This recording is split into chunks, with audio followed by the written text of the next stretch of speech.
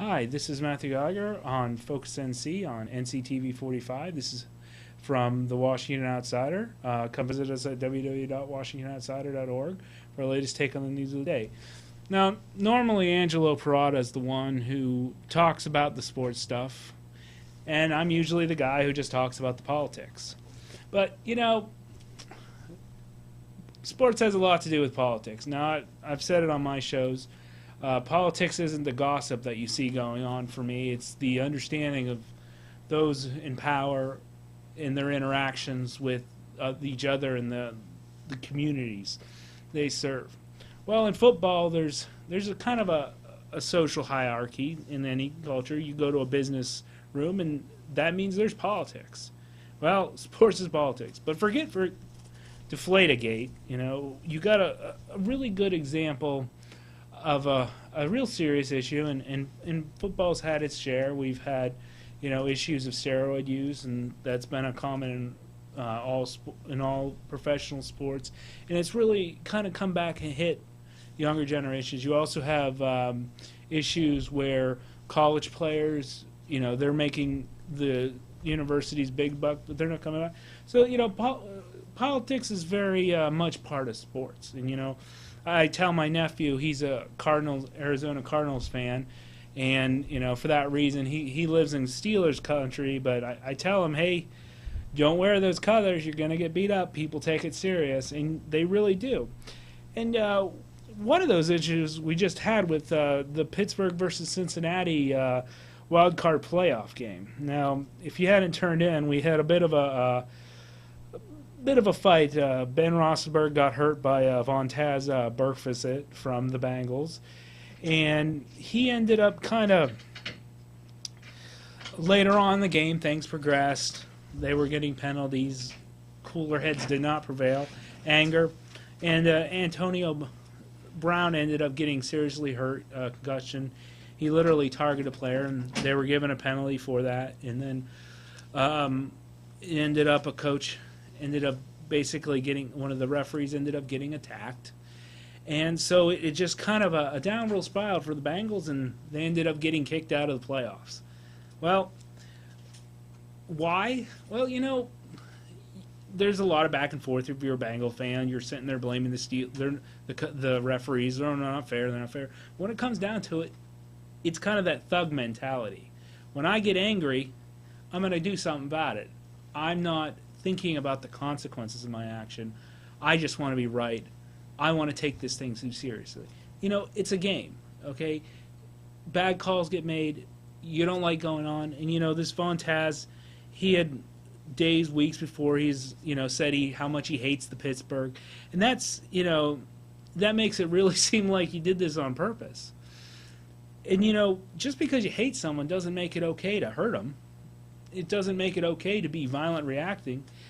And that's the kind of thing when really concerns, parents, concerns people like me, is that whenever their professional idols are acting this way, are they kind of embracing that thing? We see kids, the way they dress, kind of having this situation. And in communities like Newcastle, where these highly paid these sports guys, actors, they're getting paid tons of money, endorsement, they're all over the place.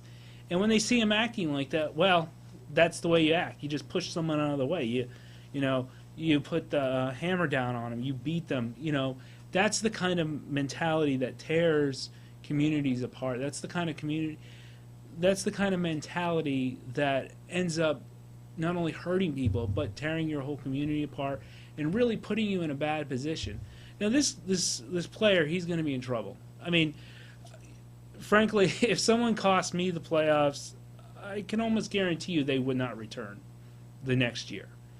This player just really hurt himself, and maybe the kids aren't paying attention to this or the adults aren't paying attention to that, and you can argue all you want to, but when you bring violence in here, when you purposely target someone and give them a concussion because they upset you, there's a problem with you. Not with the game, not with your people around you. It's your choice to be a violent person, and that's unacceptable no matter where.